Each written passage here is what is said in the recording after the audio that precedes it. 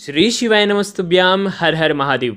देखिए, हम सभी जानते हैं कि 21 फरवरी दिन मंगलवार को फुलेरा दूज है, यानी कि फाल्गुन मास के शुक्ल पक्ष की द्वितीय तिथि है। और फुलेरा दूज पर आपको बहुत ही आसान से उपाय करने हैं धतूरे से। धतूरे के ये उपाय आपके जीवन के सारे रोगों को दूर करेगा, आपके शरीर में जितने भी रोग आने वाले हैं उन्हें भी दूर करेगा, साथ ही साथ आपकी मनोकामना को भी परिपूर्ण करेगा। त्वचा संबंधित रोग हो या आपको दमा संबंधित कोई रोग हो या आपको किसी भी प्रकार का रोग हो, वो भी दूर करेगा। और साथ ही साथ आपकी कई दिनों से जो मनोकामना परिपूर्ण नहीं हो पा रही है, वो मनोकामना भी परिपूर्ण होगी। बहुत ही आसान सा उपाय है। पूज्य गुरुदेव की ही कथा सुन करके समझाने का पूरा प्रयास करूंगा, लेकिन उससे पहले वीडियो को लाइक करें और भगवान शिव को यदि आप सच्चे दिल से चाहते हैं ना, तो चैनल को जरूर सब्सक्राइब करना। देखिए, बहुत ही आसान सा उपाय है। देखो, कल 21 फरवरी को मंगलवार को सुबह 9:04 से फुलेरा दूज की तिथि प्रारंभ हो रही है और 22 फरवरी को सुबह 5:57 पर समाप्त हो रही है। तो उदया तिथि के अनुसार 21 फरवरी मंगलवार के दिन ही फुलेरा दूज है और ये उपाय भी आपको मंगलवार के दिन ही करना है। देखिए, शिव पुराण की कथा के अनुसार फुलेरा दूज वो ही दिन था जिस दिन सबसे पहले भगवान शिव को धतूरा अर्पित हुआ था। यानी कि सबसे पहले जब धतूरा अर्पित हुआ था भगवान को, वो दिन फुलेरा दूज का ही था। और इसीलिए आपको ये जो उपाय करना है वो धतूरे से ही करना है, जो आपके हर कार्य को सफल करेगा। देखिए, हम आपको इस वीडियो में 4 उपाय में से जो उपाय आपको लगे कि हाँ ये मैं कर सकता हूँ और ये मेरे लिए आसान है और ये मेरे समस्या से जुड़ा हुआ है, वो उपाय आप कर लेना। ध्यान रखना, ये बहुत ही शुभ तिथि है। हमारे शास्त्रों में सनातन शिव पुराण के अनुसार अगर हम इस दिन कुछ भी उपाय धतूरे से कुछ निमित्त के लिए करते हैं, तो वो जो उपाय है सफल हो जाता है और हमारी जो समस्या है वो दूर होती है और मनोकामना भी परिपूर्ण होती है। देखिए, सबसे पहला जो उपाय है, यदि आपको दमा की समस्या है, यानी कि सांस फूल जाती है, काम करते करते जल्दी थक जाते हैं, सांस चलने लग जाता है, जैसे ही काम करा वैसे ही सांस चलने लग जाता है, तो श्वास संबंधित, दमा संबंधित यदि आपके घर में किसी भी व्यक्ति को कोई भी परेशानी है, तो आपको ये उपाय करना चाहिए। क्या करना है, आपको फुलेरा दूज के दिन यानी कि कल मंगलवार के दिन आप क्या करना, धतूरे की जड़ लेकर के आना। धतूरे का पेड़ होगा, वहाँ पर नीचे खोद करके उसकी जड़ निकाल लेना। थोड़ी सी जड़ निकालना, 4-5 या 7-8 जड़ निकाल करके थोड़ी सी जड़ आप लेकर के घर पर आ जाना। थोड़ी जड़ अलग निकाल देना, थोड़ी जड़ अलग रखना। थोड़ी जो जड़ है उसके अंदर थोड़ा सा जल मिलाना और उसको आपको घीस लेना है, सिलबट्टे पर घीस लेना है। उसका एक पेस्ट तैयार कर लेना है, ठीक है। थोड़ा सा खड़दूरा रहेगा, लेकिन उसका एक पेस्ट तैयार करना, भले थोड़ा सा लेना। और आपको ये जो सादी जड़ है ये, और उसके बाद जड़ का जो पेस्ट है ये, और साथ में 1 लोटा जल आपको भगवान शिव के मंदिर में लेकर के जाना है। बहुत ध्यान से समझना, आपको क्या करना है, ये जो धतूरे की जो जड़ का जो पेस्ट बनाया आपने, ठीक है, इस पेस्ट को भगवान शिव के शिवलिंग पर अर्पित करना। ठीक है, आपके घर में जिस किसी भी व्यक्ति को बीमारी है उसका स्मरण करते हुए कि इसकी जो बीमारी है ये ठीक हो जाए। यदि आपको स्वयं को बीमारी है तो आप आपका स्मरण करना कि मेरे शरीर की ये जो सांस की संबंधित जो बीमारी है ये दूर हो जाए। और धतूरे की जड़ का ये जो पेस्ट है उसके पूरे का आपको लेपन कर देना है। आ गई आपको बात समझ में? उस जड़ को आपको भगवान शिव के ऊपर अर्पित कर देना। अर्पित करने के बाद थोड़ी देर तक आप श्री शिवाय नमस्तुभ्यम का जाप करना और उसके बाद वो जो जड़ है वो आपको वापस से उठा लेनी है और 1 लोटा जल जो है वो आपको भगवान शिव के ऊपर अर्पित कर देना है श्री शिवाय नमस्तुभ्यम का जाप करते हुए। अब ये जो जड़ है, जिस भी व्यक्ति को श्वास की समस्या है उस व्यक्ति को सूंघाना है। आपको हो सके तो ये दिन में सूंघा देना, 3-4 बजे 5 बजे के करीब, नहीं तो आप शाम तक भी सूंघा सकते हैं। उस जड़ को उसे 3 से 4 बार उसे सूंघना है। इस उपाय को करने से उसकी सांस संबंधित जो भी परेशानियां हैं, दमा संबंधित परेशानियां हैं, उसमें उसे आराम मिलेगा।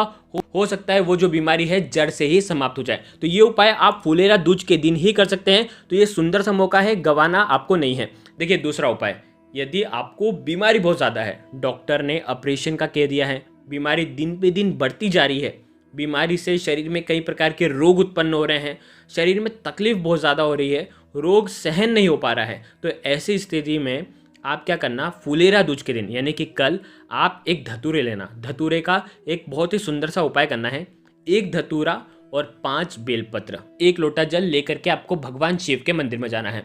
अब इस उपाय को समझना, 1 लोटा जल श्री शिवाय नमस्तुभ्यम का जाप करते हुए भगवान शिव के ऊपर अर्पित करना और उसके बाद क्या करना है, ये 5 बेलपत्र और 1 धतूरा आपको सीधे हाथ में रखना है और आपकी जो भी शरीर की समस्या है कि ये मेरी शरीर की समस्या है ये दूर हो जाए, ऐसे कामना करते हुए, या आपके घर में कोई भी जो व्यक्ति असमर्थ हो ये उपाय करने में, तो उसके लिए भी आप ये उपाय कर सकते हैं कि मेरे घर में ये जो मेरी माँ है, मेरी दादी है, या जो भी कोई है, उनका नाम स्मरण करते हुए कि इनका जो ये रोग है ये ठीक हो जाए, ऐसी कामना करते हुए आपको ये एक धतूरा भगवान शिव के ऊपर अर्पित कर देना। ठीक है। अब आपके पास है 5 बेलपत्र। देखिए, अब आपको जाना है नंदी जी के वहाँ पर, नंदी जी के पास जाना, और नंदी जी के जो आगे के 2 पैर है, उन दोनों पैर के बीच में आपको 3 बेलपत्र रखना है। कैसे रखेंगे? जो डंडी का हिस्सा होगा वो नंदी जी तरफ होना चाहिए।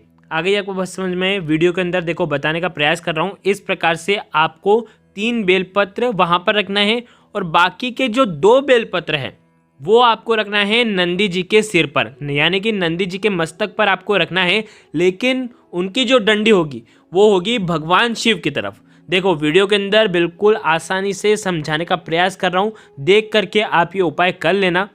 इस प्रकार से ये सुंदर सा उपाय भी आप कल के दिन कर सकते हैं।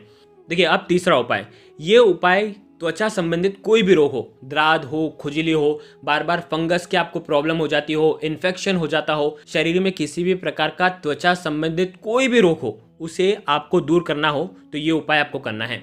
मात्र 1 तांबे का लोटा लेना, उसके अंदर जल भरना, बहुत ध्यान से सुबह का समझना साहब, और साथ में आपको लेना है 1 धतूरा। धतूरे के साथ में लेंगे लाल चंदन। देखो, वैसे तो आप लाल चंदन, पीला चंदन दोनों ले सकते हैं, दोनों में से एक कोई भी ले सकते हैं, लेकिन आप क्या करना, जैसे कि कल मंगलवार है, तो मंगलवार के दिन अगर लाल चंदन हम भगवान शिव के ऊपर अर्पित करते हैं तो इससे हमारा मंगल ग्रह जो है वो प्रसन्न होता है, क्योंकि मंगल का रंग होता है लाल। इसीलिए आपको लाल चंदन जो है वो आपको जल के पात्र के अंदर डाल देना है। यानी कि जल के पात्र के अंदर क्या क्या डाला? शुद्ध जल डाला, 1 धतूरा डाला, और 1 चम्मच या आधा चम्मच आपने लाल चंदन डाला। लाल चंदन का पाउडर भी डाल सकते हैं। ठीक है। अब ये ले जाना है भगवान शिव के मंदिर में। सुबह से लेकर के शाम तक, रात्रि तक, जब आपकी इच्छा हो तब आप ये उपाय कर सकते हैं। क्या करेंगे? वहाँ पर भगवान शिव के मंदिर में जाना, और भगवान शिव के शिवलिंग पर आप ये पूरा जल अर्पित कर देना। श्री शिवाय नमस्तुभ्यम का जाप करते हुए कर देना। मंगलेश्वर महादेव का भी स्मरण कर सकते हैं। आप जैसे ही जल अर्पित करेंगे, जल जो होगा वो जलाधारी के वहाँ से आएगा। आप कोई भी खाली पात्र या तो घर से लेकर के जाएं, या तो आप जिस लोटे से जल अर्पित कर रहे हैं उसी लोटे में आप ये जल वापस से आपको ले लेना है, झेल लेना है। अब जैसे ही झेलेंगे, सीधे हाथ में ये रखना है, और उसके बाद महादेव से प्रार्थना करना है कि मेरे शरीर का ये जो रोग है, द्रात, खुजली, या शरीर पर किसी भी प्रकार के दाग धब्बे हो गए हैं, तो उसे दूर करने के लिए आपको उसकी कामना करना है। और उसके बाद ये जो जल है आपको शरीर पर लगाना है। जहाँ कहीं भी आपको रोग हो रहा हो, जहाँ कहीं भी फंगस हो रहा हो, महादेव का स्मरण करते हुए धतूरे का ये जो जल है, लाल चंदन का ये जो जल है, ये जल आपको लगाना है आपके शरीर पर श्री शिवाय नमस्तुभ्यम का जाप करते हुए आप ये लगा लें। कम से कम 20 से 30 मिनट इस जल को लगे रहने दें। आपके शरीर में जो भी रोग होगा वो इस उपाय को करने से दूर हो जाएगा। ध्यान रखना, ये उपाय भी केवल और केवल फुलेरा दूज के दिन ही किया जाता है, जो कि साल में एक बार ही आती है, जो कि इस बार मंगलवार के दिन आई है, तो बहुत ही शुभ दिन है। आप ये भी उपाय कर सकते हैं।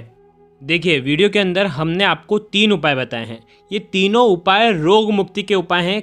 किसी भी प्रकार का आपको रोग है तो आप ये 3 में से जो उपाय आपको लगता है कि हाँ ये उपाय मेरे लिए बना हुआ है, ये मेरी समस्या को दूर करेगा, बिल्कुल श्रद्धा और भाव से इस उपाय को करना।